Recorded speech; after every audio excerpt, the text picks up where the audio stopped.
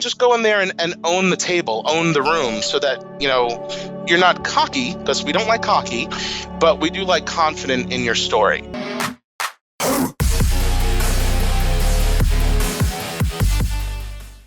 I'd like to welcome to the show Danny Manus. Thank you so much for being on the show, brother.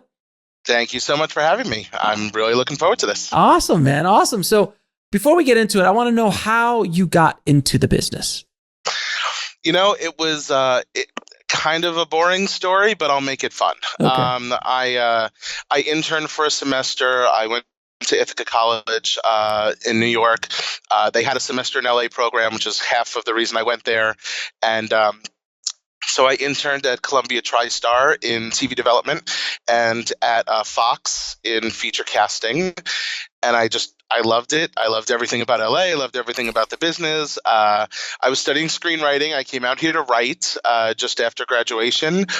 I had 2 big studio internships under my belt. I thought, I'll get a job, no problem. And I stupidly, which I kick myself for, one of the many mistakes I've made, I didn't go into like the agency trainee program or something like that, right, which I feel like I probably should have. And I tell people to do if they're moving out here young and hungry. But, I looked for a assistant job. And I, off the UTA job list, when that used to be a thing, that you could really use. And I got a job as the assistant at Sandstorm Films. They had a first look deal with Sony Screen Gems. They had just had a #1 movie with them with The Forsaken, which was both their and Screen Gems' first #1 movie. So they were very happy with them. Mm-hmm. And I was their assistant for about a year, and I was an awful assistant. But, it was just like everybody else at that time in the early 2000s. You interned, you were an assistant, you did your job, and if you were good at your job, you got promoted. And if you weren't good at your job, you floated around as an assistant for a little longer. Thankfully, I was useless as an assistant, but I gave great notes. And so they kept me.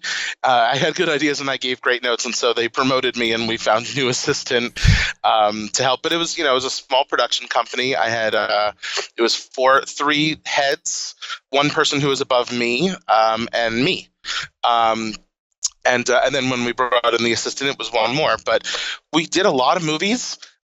We did, I think, in the 3 years I was there, we did 7 films. That's a lot. Which is a lot. And most of them for Screen Gems. We did The Covenant, which was a #1 movie. Yeah. We did the remake of Prom Night, which was a #1 movie. Yeah. And we did a lot of movies that were not #1 movies back when you could make like straight to DVD movies and still make a lot of money. Right. So we did a lot of those too. And and I just I love development. I really like that world. I came out to write like most development executives. And Joe Cardone, J.S. Cardone, who was our principal, who's a writer-director, he's done 30, 40 films. He took me under his wing along with a couple of other writers that we were managing. Mm-hmm. That we worked with a lot. And so we kind of called ourselves their managers. We'd put them on projects. And they got paid. I mean, they were working writers getting paid and getting movies made. So, and he kind of took us all under his wing for a while, and it was really nice to have that person, shepherding your career. And then Sandstorm ended, and I went over to Clifford Werber Productions, who had just done Cinderella Story, mm-hmm. Which was a $120 million grossing teen movie. And I love teen movies. And so I started there and was there for another few years. And I still work with Clifford. He's a great guy. And then during the writer's strike, that ended. Mm-hmm. We had things in, that I had sold during the writer's strike. And it was still going and still going and still going. It was going at United Artists, which was, at the time, not to get too far into it. At the time, it was like right after Tom Cruise did the jumping on the couch thing, Right. and everyone was like, he's never going to work again. And so he's like, I'm going to get into producing and really give my all into producing. And so he loved the project that I had sold to UA, and things were going, and we were meeting with directors, and we had a rewriter on, and all this great stuff. And then all of a sudden, Tropic Thunder came out, and everybody was like, oh, wait, we still love Tom Cruise. Let's find another project for him. And then, like, everything got put on the back burner that was not Mission Impossible, and we got put into turnaround, and blah, blah, blah. And that's Hollywood, folks. But the break-in story was honestly just like everyone else's. Interned, was an assistant, worked my way up to their director of development at Sandstorm, and then went over to Clifford's as their director of development. Got some things going, and then decided, half writer strike, because there was kind of a hiring freeze. For like a year. I went on a lot of interviews. I did a short stint at Eclectic Pictures. Gotcha. For a lovely summer, for a long summer, and while I was doing that and working, 2 other jobs, and trying to get my own stuff, projects I had already been attached to or that I was finding as a producer. As I was getting that going, I started No BullScript and started consulting. And and it took off. And so instead of looking for more exec jobs, I was like, you know what? I'm going to be my own boss for a little while and see what I can do and see what I can make of it. Good for you. So you basically you made your bones as a development executive, basically. Yeah. So, which is one of the reasons I wanted to have you on the show, because I love to hear perspectives of development executives, someone who's been in the trenches, seeing these scripts come in. I'm sure you've read a couple scripts in your day. One or two, yeah. And you've heard a couple pitches in your day.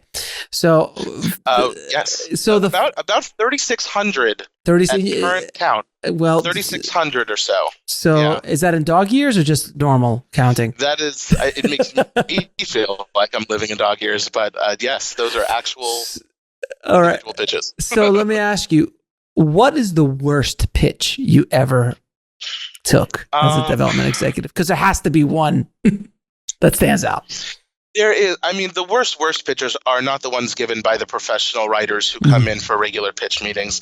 I've had pitches that aren't so great, but the ones that you talk about, like the ones that you would be on a podcast and someone would ask you what's the worst, and the one that you would say, that's the one we're talking about. The one you might put in your book and of what not to do. Of what not to do. Yes. They come from the pitch fests and the out of the box kind of pitching things and the and events like that. The best one, the best one I used to tell. I was still at Clifford's. I don't remember what event it was, but it was here in Los Angeles, and it was about a year or two after Garden State had come out. Yeah, and so I had this guy, and he sat down, and he's like, I have kind of an indie dramedy, kind of like Garden State, about this guy who, he's high and mighty, high and powerful, but he goes back to his hometown, which is being like his beachfront, property, which is being taken over by evil developers or something. And, he really hasn't connected with his home in a decade. Or with his family, and he's taking a stroll down the beach to just kind of, get back into the feel of his hometown, and a huge wave comes up and washes ashore, and it washes this great big seal up onto the shore that knocks him over, and the seal rapes him.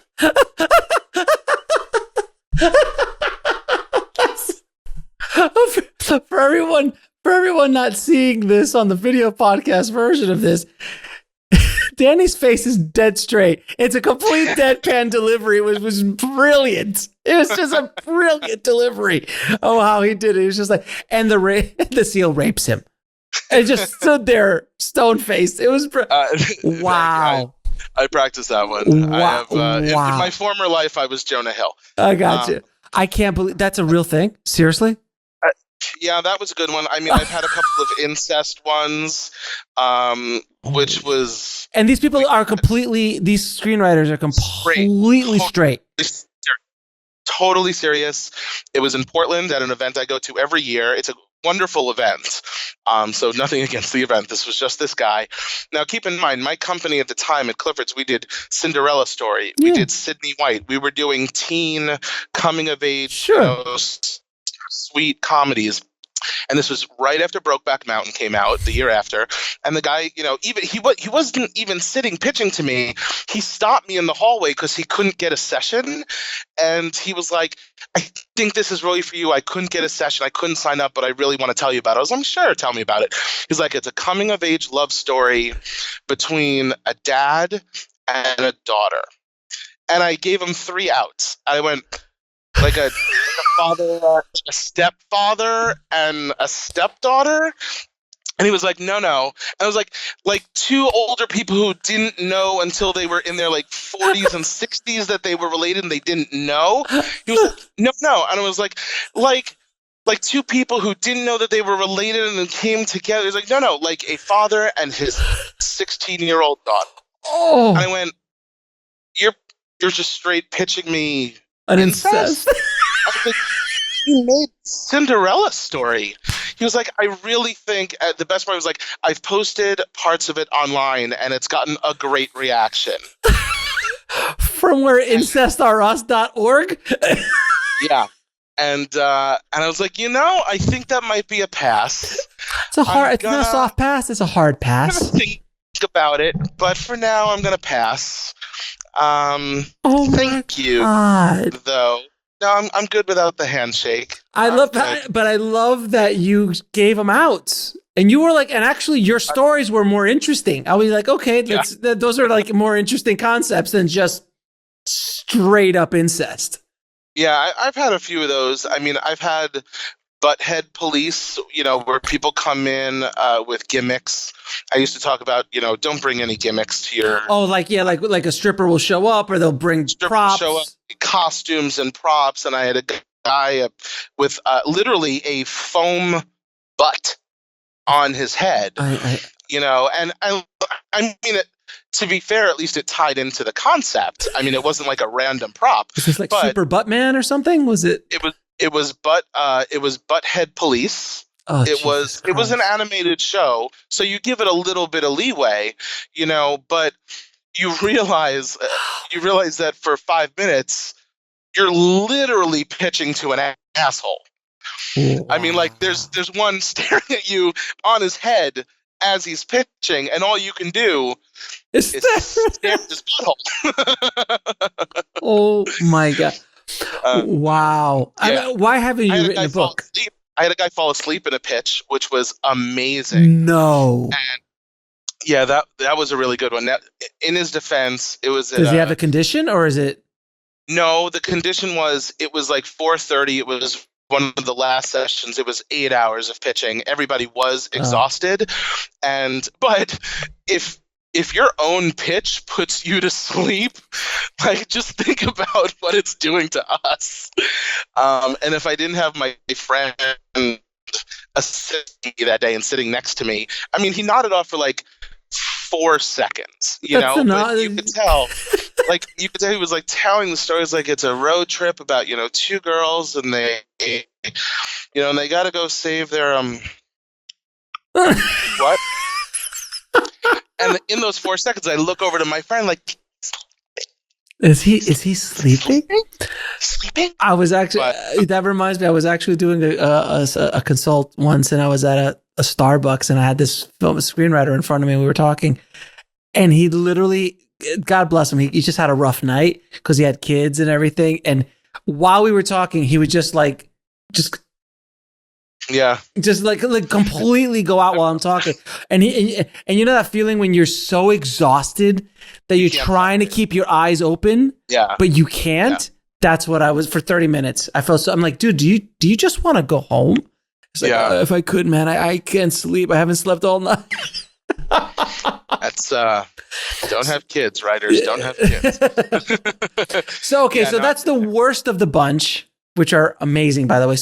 I have not laughed so hard in this show ever. So I appreciate that. For people watching the video version of this, you will see me lose my crap. It is hilarious. I can't believe some of those stories. Now, what is the best pitch you ever heard? One that you said, "Wow, this girl just knocked it out of the park." I had I had a pitching team that really had their stuff down. I will be honest, I don't remember the story, but I remembered them, and I didn't really like the story. I just liked how they pitched. They felt very sure of themselves. They had it down, so they weren't talking over each other. They knew what beats to press and who was going to say them and in what order. Mm-hmm. So they felt rehearsed. They didn't feel amateurish. Mm-hmm. They were tight. They were tight. Yeah, it was a tight pitch. It wasn't 5 minutes of rambling, because you don't need 5 minutes to pitch your story. You need 3 tops. Mm-hmm. And so, yeah, they just had it down. And I mean, unfortunately, you don't remember the great ones. You really don't. I mean, you remember great pitch meetings and great people that you meet in pitch meetings. Right. But you don't remember every story that's good, or that's great. You just remember the really bad ones. You remember the incest. You remember the butt. You remember the ones that leave an impression. Yeah. You remember the ones that you call your mom about and be like, guess what happened today? Or you call your mom and go, I don't know why I'm doing this and why am I in this business? What's going on? I need to reevaluate. I'm making poor life choices. Look, last week was 2 weeks ago was my 16-year anniversary in this town and in this business, okay. And I still call her every other day and say the same goddamn thing. Just like, I don't know why I'm here. I don't understand it. What did I do? You should have made me go to business school. Exactly. Why did you support my dreams? How could you? Now, what are some... You become a lawyer like all our other Jewish friends. Exactly. What were you doing? Now, can you give some tips on how to do a good pitch? Like, what are some of the keys that you need to have a good pitch? Yeah, absolutely. I've been teaching. Pitching is how I made the jump from executive to consultant. Really, as I was speaking at a lot of these conferences across the country, as an executive, still taking all the pitches at the Pitch Fest, and I just keep seeing those same mistakes made time after time after time. And so I wanted to teach that class, which was called the No BS Guide to Pitching, which eventually kind of led to No BullScript. Great name. Great name. I can't take full credit for it. I can only take half credit for it. My first web developer actually came up with it when she asked, what do you want it to be about? I was like, I want it to really be my personality. And I teach a class called the No BS Guide to Pitching and the No BS Guide to Characters. And she was like, how about No BullScript? And I went, oh, well, that's it. Trademark. But I started teaching that pitching class, and over time it has changed 100%. But for me, what I teach in pitching is the 5 C's and an H. Mm-hmm. Especially when you have your short pitch and you only have 2, 3, 5, 10 minutes to do your pitch. It's all about concentrating on the 5 C's. The first one being context. Where actually the first one is concept. What is your idea? The second one is context, which is to me, it's the template movies. It's in the vein of this and that. It's setting up the tone and the genre. It's setting up the context of why you're the person to write it. What is your connection to the story or a character? What is your connection or inspiration? That's going to be somewhat anecdotal maybe, but something personal that's going to connect us to you so that we know why you're the writer that was supposed to write this story. And as well as anything about you that we need to know, that's going to make you stand out. If you've won prestigious contests, if you've been published or produced before, if you've been optioned before, things that are going to make you stand out against the pack. So the context to your project and the context to you. Next is character. who we are going to follow, why, and I always have my clients and writers say this is, why this character, why now? If you can't answer those two questions, you probably haven't figured out a strong enough character base to get your plot moving or to make us invest in that character's story. What do they have to achieve? What do they have to overcome? Who's against them? What is their goal, but also what is their deeper, like emotional need and want? And maybe a line of backstory, so we have some context to them, what their baseline is, so we know once that inciting incident happens, like where their arc is going to take them. So the basics, half a dozen basics about your main character. I was a judge at Austin Film Festival. I taught their pitch prep class for their competition for a few years, and was a judge for their pitch and comp for a few years. And you only get 90 seconds, and it's a tight 90 seconds. But every single pitch, if writers spend 20 more seconds on character, their pitch would be 50% better, because that is what's going to hook somebody. So that's character, concept, context, character, conflict. What is the especially external conflict that's going to drive the story? We probably got a little bit of the internal conflict in the character section.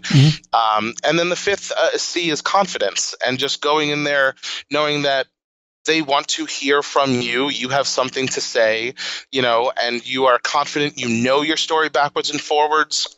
You don't have to read off cue cards for 3 minutes. Like this is not your first time. And if it is your first time, you are faking it till you make it, so we don't know it's your first time. Yep. Just go in there and own the table, own the room, so that, you're not cocky, because we don't like cocky, but we do like confident in your story. Be collaborative. If someone has a note or someone makes a suggestion, don't be like, no, that's not how it goes. I wrote this. Be open, but be confident in yourself and your ability. And the H, which I tack on there, is hook, because we really have to know, once we know your concept, what is the hook that's making your concept different, and taking it, from a new angle, new, direction, new thing that we haven't heard before.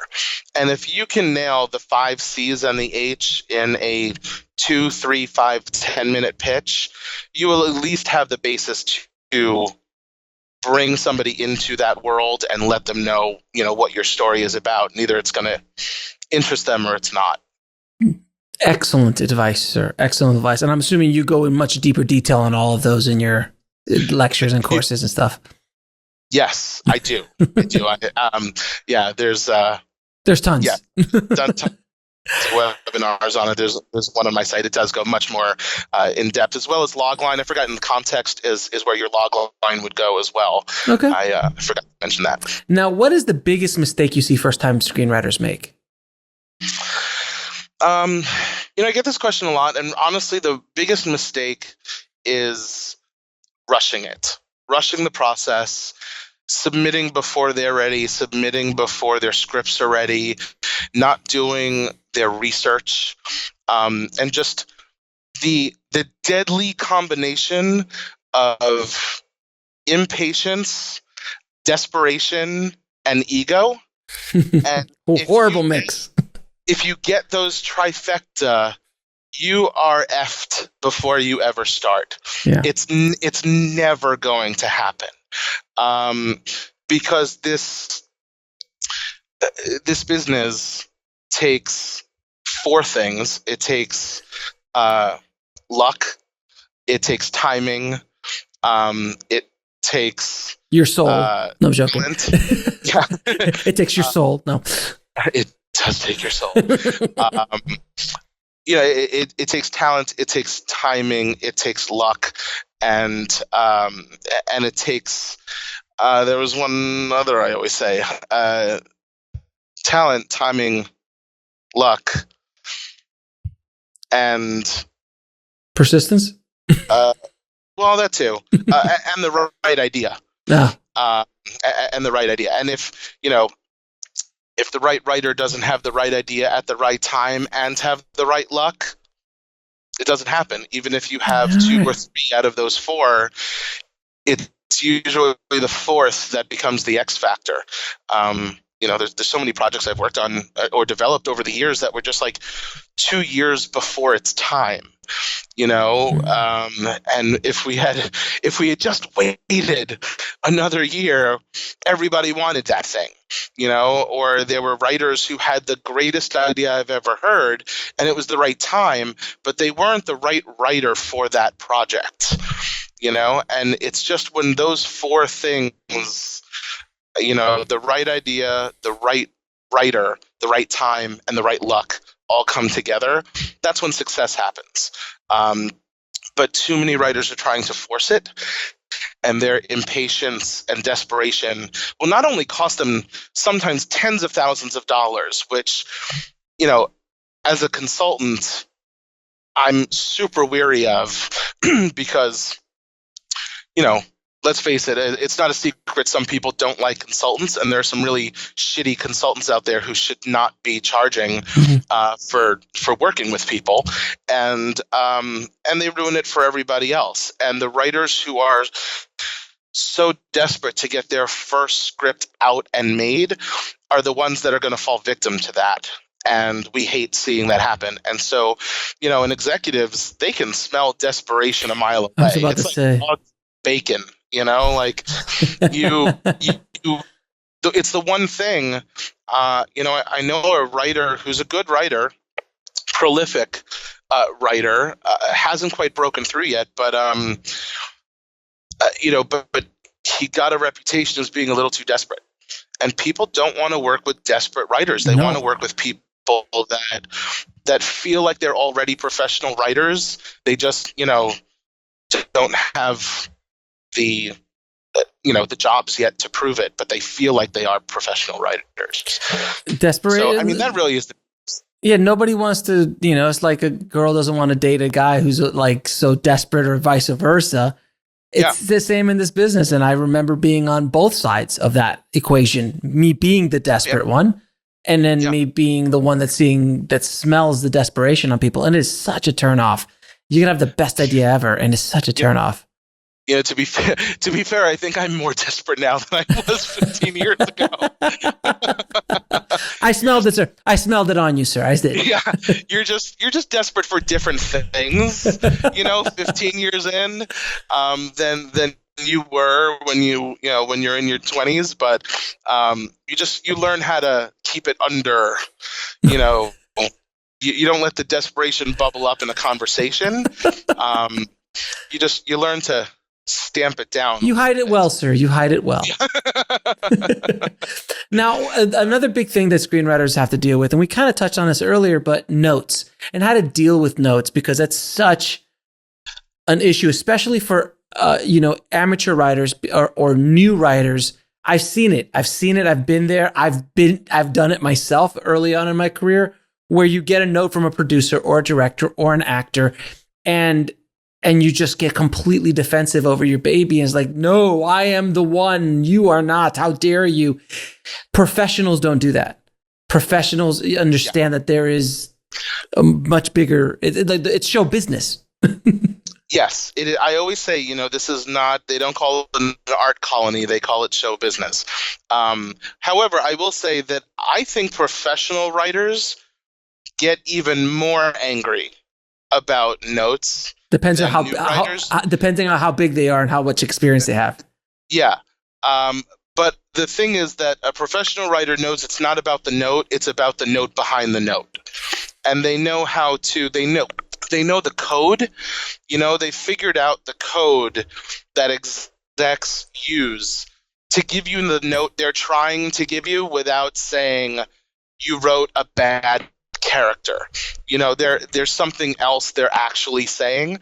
And professional writers have figured out how to decode that and how to address their note while still getting across what they want to get across.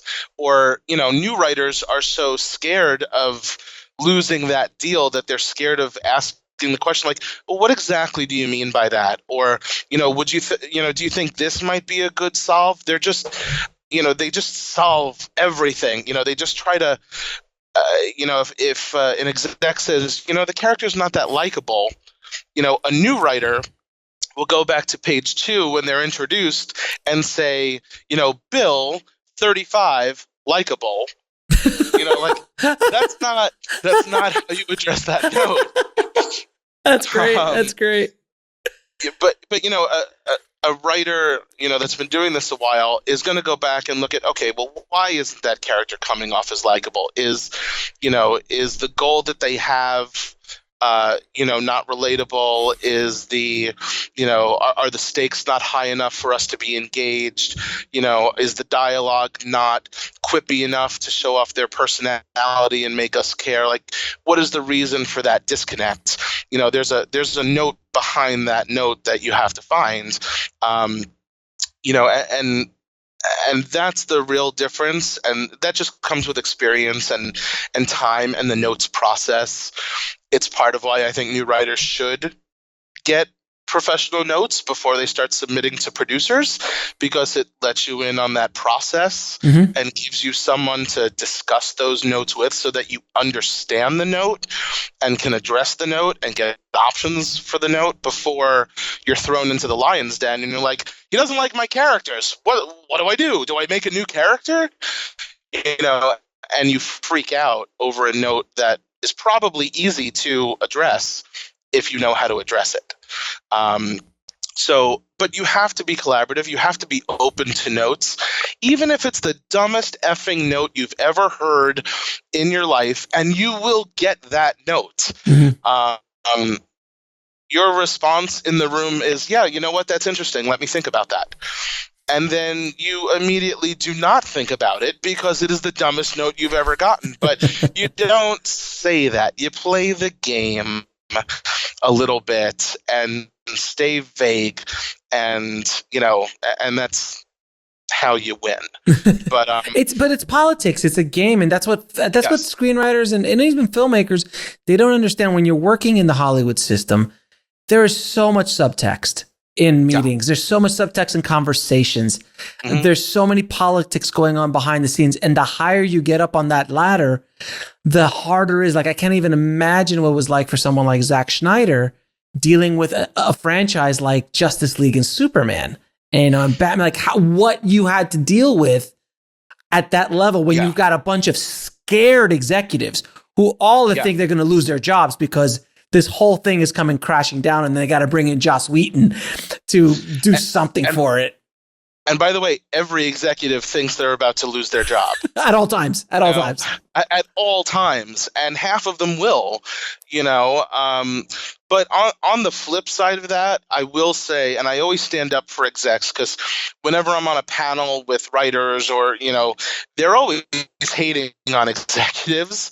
Who are these people who just want to slap their names on my creation and feel like they're part of the writing process? And, I call bullshit on that. And I do, because the executive who's working with you on your rewrites, who you've pitched this to, who is pitching your idea to their boss, they are your biggest cheerleader in that room.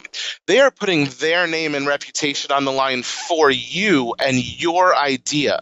So if they're making a suggestion, it's not 95% of the time. Yeah, there's 5% of douches who just want to take credit for stuff, but 95% of the time it's because they know what their company or their boss is going to respond to or not respond to in a pitch or in a script, and they want to help you make that good impression, because your good impression is their good impression, and your success is their success.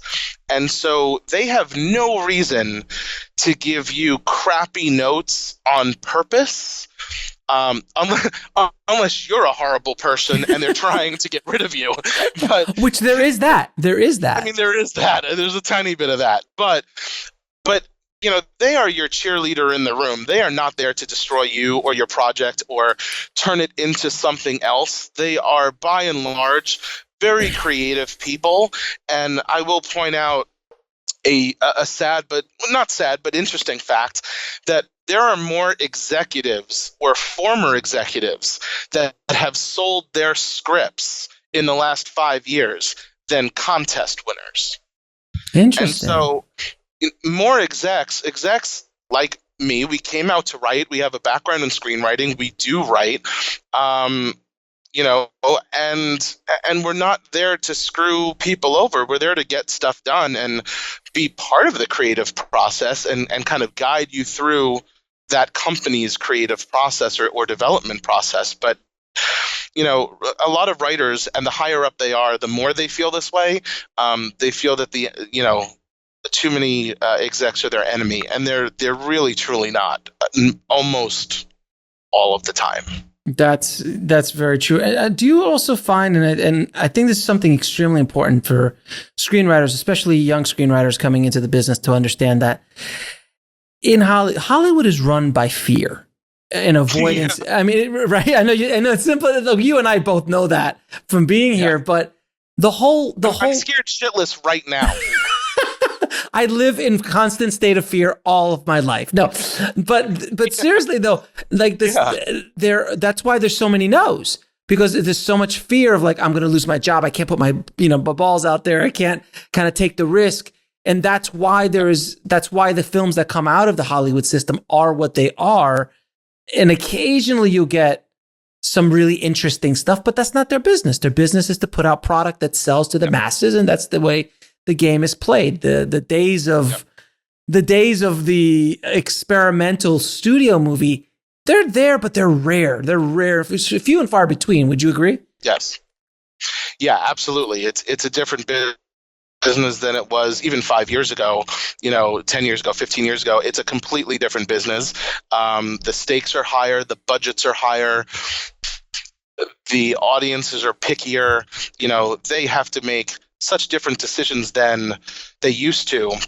When there was a DVD market, you didn't have to get it completely right because you were still going to make another 60 million, on DVDs. Right. And, we made a lot of programmers at my first job at Sandstorm, and they made a lot of money. We did the Sniper movies with Tom Berenger. That franchise has made so much money. So much money. We did Sniper 2, 3, and 4, and But it's kept going. It's kept going though. They kept going. We did not. They kept going. But we did 2, 3, and 4. We did them for about $5.5 million, plus with the rebate that we got for shooting in Thailand or Budapest. It's like $4.5 million. And they each grossed like $50 million. On DVD and package sets and stuff like that. And so those days are gone, and the days of developing, it used to be, when I started in development, it was like the 50% rule. If you could get a good idea 50% there, we'll take it the other 50%. Now it's like you need it to be 90% done with a package before we're even going to read it and think about making it. And somebody at Netflix already has to want it. It's with an LOI. Yes. I mean, it is a completely different business now than it was 10 years ago. The upside is there's more ways to break in and more places in more platforms to get your stuff made, and a wider array of stuff being made. Mm-hmm. Outside of the studio system. The downside is that the studio system all want exactly the same movie by exactly the same person, for exactly the same budget, and it is hard to crack into that system, much more so than it even was. And I think because of Hollywood's attempt at rebranding itself and diversifying itself and finding new voices and new talent and new things, execs are even more careful, 100 times more careful than they were 3 years ago. They are looking for very specific things now, whereas before it was like, look, just have a great idea and have a great script.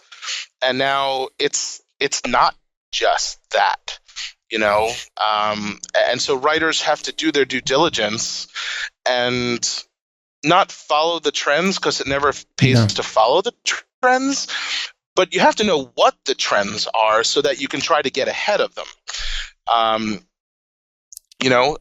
said 2 years ago that very soon there's going to be a major rom-com, a major LGBT rom-com that hits, and that's going to be a new big thing, and then Love, Simon came out, and I mean, there's a bunch of things, in development right now that fits that bill, especially for Netflix. Mm-hmm. So it's trying to find that next thing while knowing what people want to read. What I've actually, I know a lot of screenwriters, I know a lot of professional screenwriters, and I've read some of their scripts, some of their specs. Mm-hmm. And I sometimes I'll get done reading it, and I'm like, why is it this made? Yeah. Like, this is amazing. Like, what? Like, I see Meryl Streep in this. I see, I mean, it's just so good, because I've read bad scripts. I've written bad scripts. So I've read, but I've also read bad scripts as well. And when you read something of quality, it's just obviously they know the craft, they know the thing. Mm-hmm. They're, they have credits of movies that you and I would, if I said out loud, you would go, oh, that guy. And they even have a star attached. Mm-hmm. And it's still, nope. It's insane. I read just as much great stuff from writers who aren't getting produced as I read crappy stuff from writers who are getting produced. And, that just happens. It just happens. It's a numbers game. It's a referrals game. It's a budget game. There's a million reasons why good scripts don't get made, and some bad projects, get sold or get made. It's not usually the writer's fault, every once in a while, but that's just how it is. I've had plenty of projects over the years that I was like, this is my no-brainer. If this doesn't get made, I will eat my shoe. And, shoe. Shoe with a little A1 steak sauce on it. You little sriracha, a little bit of ketchup. Yeah, it goes down easy. And then there's other stuff. It's like, this is the worst piece of crap I've ever read. How is this getting, how is this going in to every major studio with major producers attached? It's not good. That's just something you have to accept, and you can only do so much and write the best script for you, for your voice, that's going to help you get ahead, and stop worrying about, can this sell, and just, worry about, can this get me to that next place in my career that I'm looking to go to? Right. Can this fill, can this achieve for me my next goal, instead of like, can this win me the Oscar? Like, no, it's your first script. It's not winning you the Oscar. Just like, try to get read by, anyone, 3 people first. Yeah. Right. And then worry about your Oscar like 10 years from now. It's so ridiculous. I mean, people's egos gets, I mean, this town is so full of ego. It's not even funny. And I've dealt with it. I still have one, but I try to keep it in check, and I keep it relative. But there's some people who I've literally had filmmakers in my post suite tell me straight faced, I'll see you at the Oscars next year.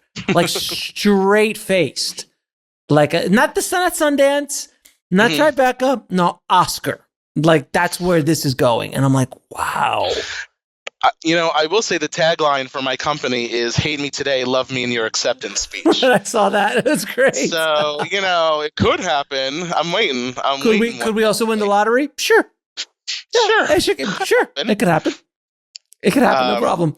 Now, I want to talk about something that writers and then filmmakers as well, they all think that this is the magic thing that you need. An agent. The agent is, your face just kind of, your eyes rolled back. For people not seeing this, his eyes rolled back. I think he lost consciousness for a second as I said that. But the agent, you already had a little mini stroke. Little mini stroke. Because agents and managers, all I need is I need Ari from Entourage. That's all I need. I need Ari from Entourage. There is an actual Ari. Ari has been fired in the Me Too movement, so you're screwed, actually. Exactly. I know. Both the real Ari and the actor, Jeremy Pivens. But yeah, we need a barracuda, we need a shark like that to be our agent, and that they're going to go out there and they're going to hustle and get my scripts read and get me the millions I deserve. Please, let's just talk about that. Let's let that out in the air. Please tell me your perspective. It is my least. It's the least favorite question I get from writers, Right. Because it's the number one question I get from writers is how do I get an agent? And for 90% of those writers, the answer is you don't. The agent will get you if you need an agent, but most writers don't. Unless you have at least three viable, sellable, pitchable, commercial projects, an agent's not going to pick you up yet. Go for a manager if you really feel you need someone. But for those writers who only have one idea, or, they just have that, they don't want to be screenwriters as a profession or as a long-term career. They just have one great idea, one script they want to write, one piece of legacy they want to leave because they think this is a great story. Don't waste your time with managers and agents and stuff like that. They have no use for you. Right. Just try to make your script as great as possible and then try to find a producer who will read it. And you have a very singular focus. And that's almost a lot easier than a writer who wants to do this as a long-term career. But if you want to do it as a long-term career, there are plenty of ways to find representation, but know when you're ready. And most writers, again, are submitting far too soon. If you don't have, a dozen ideas that you're developing, if you don't have at least two, if not three finished scripts, if you don't have, if you've never pitched before, if you've never networked before, if you've never done any of the homework and the research before, you're not ready for a manager yet. Keep working on your craft. Managers aren't going anywhere. It's not like if you don't get them in 2019, you'll never get one. They're always gonna be there. You have to wait until you're ready because you really do only get one shot most of the time.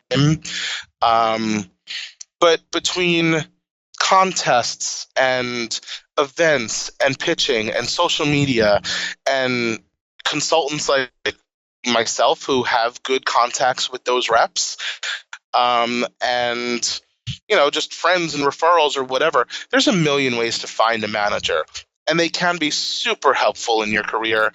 But know when the right time is. And as far as agents go, I don't want to badmouth agents. But you're going to badmouth agents. It's okay. But you have to know what you're offering them. Right. And they don't, unlike a manager who's kind of there to guide your career and they're in it for the long haul and they're there to help you develop, an agent is there to close that deal and get you the best terms possible. And a great agent is there to make a great writer into a superstar. That's what great agents do. If you're barely on your first project or you're on your second script and you're just trying to get read, you are like 2 to 5 years away from needing an agent. And if you do need an agent, your manager will help you get that agent because they have those relationships. I always say look for a manager before you look for an agent. Unless you have something really specific or you have something in development with like a client of that agent. If you got to an actor, which by the way is way better than going to an agent. Go if you're looking for an actor or you think you know the actor that's right for your project, don't go to their agent unless you have an offer, because the first words out of their mouth is, "Hey, that's great. What's the offer?" And so if you don't have financing, don't bother with the agent yet. Go to their production company where they have assistants and executives who are in charge of finding and reading scripts for their talent to produce.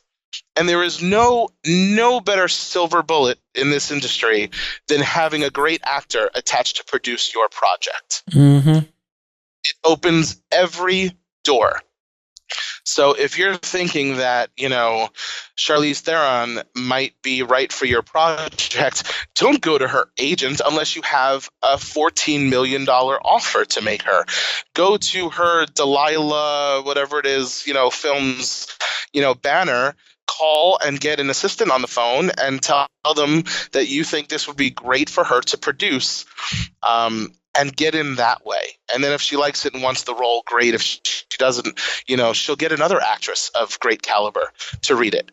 That's way better than ever calling an agent. But that's on the packaging side. If you're trying to get an agent yourself, go for a manager first. Have a portfolio of work that is commercial and sellable and ready to go. And know exactly who you are as a writer and who you want to be, which is something I work on with my clients and my mentees constantly, because today, unlike 10 years ago where you had to decide, like, were you a TV writer or were you a film writer? And today everybody wants both. Like, you have to be both or want to do both. But you also have to know your voice. And you also have to know what kind of writer you are and how you're going to be sold for the next 2 or 3 years. And I know everyone's like, I don't want to be pigeonholed. I don't want to get into a box. You'd be lucky to get into a box. Yeah. Friggin' pray for that box. Jump into that box with both feet like my cat does, and just love that box, because that box is making you money. That box is getting you scripts. That box is giving you a career that you're going to be able to jump out of that box and make an even bigger career 2 years from now. So get real nice and cozy in that box for 2 years and stop effing complaining that you're being put into a box. You're being put into the studio system. That's what you're being put into. It's insane when I hear that. I'm like, I don't want to be boxed. I'm like, you would be so blessed and lucky if you could be boxed in. I know. I used to. One of my good friends was Wes Craven's assistant years ago, and he would tell me stories of how upset Wes was about, man, I'm stuck in this horror box. I can't do anything. And do you remember that there was a movie called Music of the Heart? Yeah, with Meryl Streep and Gloria Estefan. That was a Wes Craven directed film. Absolutely was. And you know why he got that? Because they wanted Scream 2. That's the only reason he got it. That makes sense. He wanted Scream 2. He's like, you want Scream 2? Give me, it was called 500 Violins originally, and then it changed to Music of the Heart. And I was like, but look at that. Wes Craven had one of the greatest horror directing careers in the history of cinema. Honestly, his name is up there. But he was unhappy about being in the box. Look, I get it. I mean, you don't want to be in that box forever. Yeah. So don't be too good, is what you're saying. Don't be too good in that box. Like, if you're really good, then you're stuck there. But just be good enough to get in a box, and then you can chop out. Right.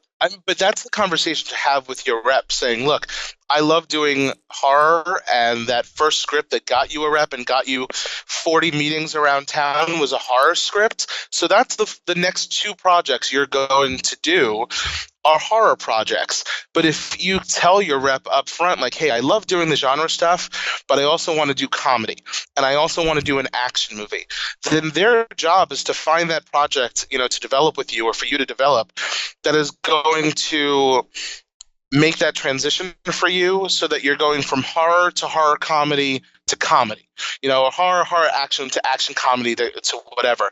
And so that they have a plan for your career.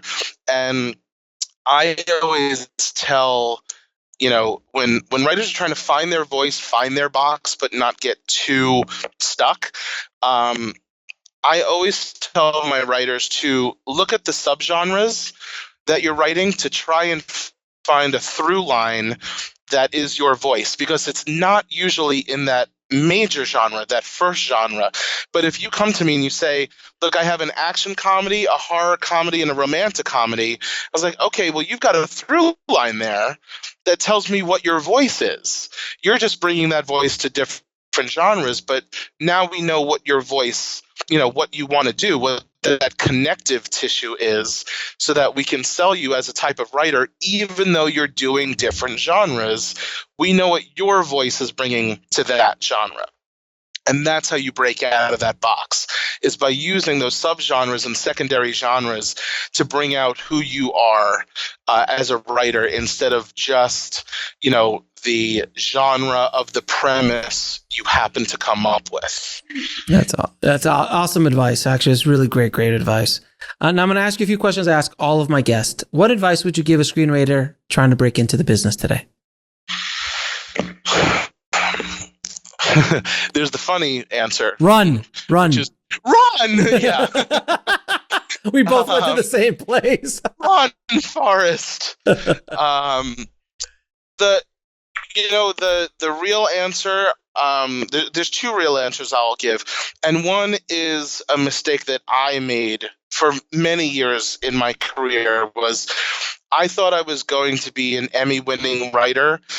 And so for the first few years, and before I was even in the business, I didn't pay attention to the other stuff. I didn't think I had to know about financing or distribution, right, or casting. Well, I loved casting, but there were other things, the business side of it, that I didn't think I needed to know, because I was just going to be writing talent, and that's it. I didn't know about the development process until I was interning and started doing coverage, and then as an assistant, doing scripts. I didn't know about networking. Like, I just didn't know other stuff, because I was so focused on my little corner of the world.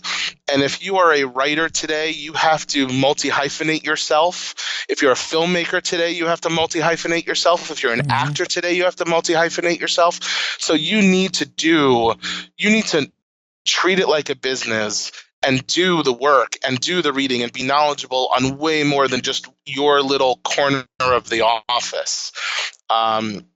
That's one thing, is have a bigger scope in terms of the information you're taking in, so you really understand the business you're getting into from all sides. The second thing is write while you can, because it's not going to get easier as you get older. I wish looking back when I was 24 and I had time. Oh God, time, remember those days? But I didn't write, because there was probably some party I was invited to, and you're like, I had so much energy at 24. What the hell did I waste that for? If you are young enough, try to break in from the inside. Come to Los Angeles, get a job in the industry, break in from the inside. It will cut years out of your journey. If you can't do that, then at least get out of your box, wherever that box is. If you are, in the middle of Oklahoma and you are writing alone, find a group, find a conference, find people, go online, social media, use it to your advantage. Know when this business is a marathon and when it's a sprint. Know when to ask for help. Find a consultant or a mentor or a person that can help you. There are no shortcuts. There's no shortcuts. None. And I wish I learned that earlier. I wish I learned that nobody owes you jack S. Mm-hmm. And it took me a little while to learn that. I mean, look, I'm from Long Island. I mean, I've been working since I'm 14. I worked my ass off in college and every day since I'm 15 years old. But now they call it white privilege. Back then we were just assholes. You feel like somebody owes you a little something just for getting through college, just for doing the thing that you're supposed to be doing. You're like, where's my agent in my $1 million career? Where's my Emmy at 30? Like, I saw 30-year-old Emmy winners. Where's my Emmy? And you realize nobody owes you anything, and Amen. You need to keep working your ass off, no matter how hard you worked on that first script. Keep working on the second and the third and the fourth. Absolutely. Now, can you tell me what book had the biggest impact in your life or career? Like what screenwriting book or what? Any book. Book. That's a good one. Screenwriting book works as well. I mean, I don't know that I loved. There were Okay, this is probably the opposite version of what the answer you're looking for is, but there were screenwriting books that I read as an executive, and starting out that I disagreed with so vehemently that I had to write my own and start teaching classes, because I was like, if people are reading this shit, they're going to have the wrong impression of what executives really want. Mm-hmm. And so I need to write my own book, and do my own thing to tell them how it really is, and tell them the other side of it. And so I won't name what books, but there are books on pitching and 60-second pitching and things like that you might be able to figure out that I just really disagreed with, at the time, 10 plus years ago. That inspired me to write my own articles and my own books and do the consulting and bring something else that wasn't out there to writers. In terms of like great literature, 1984 was always a huge great book favorite of mine. It's the one I remember in 9th or 10th grade reading and picturing as a movie, and me saying in my head, I really want to make the movie version of this one day. And so I that was one that always stuck with me, and now we're living it. We laugh because we're dying inside. Yes. We laugh because crying makes us sad. Now, what is the lesson that took you the longest to learn, whether in the film business or in life? I think, like I said, nobody owes you anything, and you're gonna make mistakes. I'm working on a new book and book proposal now about those mistakes. Who knows if it'll ever get done, but spoken like a true writer. Yeah, exactly. I hate to say it, but like, passion isn't enough, but if you don't have it, you'll never make it. Right. That's great. Like, if you don't absolutely love this industry and what it does and what you can get to do in it, then get out, because it's awful otherwise. Like, it has its moments, don't get me wrong, it's fun and stuff, but it's hard. I mean, if I knew then what I knew now or stuff, would I make different? I'd make a lot of different decisions. But if you don't absolutely love it, if you don't feel like you are trained for nothing else, I have no other viable workplace skills. I can't do math. I'm not great at history, but there's very little else I can do. You've doubled down. Maybe You've doubled down. Doubled down. Like, you're in it until it's over, but that, like, passion is great, but it's not enough. But if you don't have the passion and you don't love it, get out, because it will eat you alive and make you make you a worse person instead of making you a better person. Whenever I speak, I always say this to people in the room. I'm like, everybody here knows an angry filmmaker or a bitter filmmaker. Everybody here knows an angry screenwriter or a bitter screenwriter. And if you don't know one, you are the angry, bitter screenwriter. You are the angry, bitter filmmaker. And we all go, but if you haven't been bitter for a day, you probably haven't been in this business long enough. Amen. No, there's no. I mean, look, I get dinged. I used to get dinged all the time for being cynical and, a little bit more of a pessimist, and I try to balance it out, but you are what you are, but you gotta try to look on the bright side of things. And the hard part about Hollywood is that the carrot is always right. Oh, yes, that and sometimes sometimes it's right here, and sometimes it's right here, and you're just constantly following that carrot because every once in a while it just gets so close, and and that just drives you crazy. But you keep going because as long as there's a carrot in front of you, you just got to keep following it. But that is the dangerous part of this business, is you always feel like there's a carrot there. Oh, isn't that carrot so... Well, anyway. Three of your favorite... And someone to help you reach that carrot. Oh, and then you can't do it alone. Right. That networking and friends in this business is important. And I made a horrible mistake, and I talk about this pretty openly in my classes. Like, when I was starting out, I had a lot of friends from school that came out here. We were all, TV film students. But they were my friends. And then here were my business people. Mm-hmm. Here were my business acquaintances or my colleagues, or the word that I like to use, friendences. That's a great word.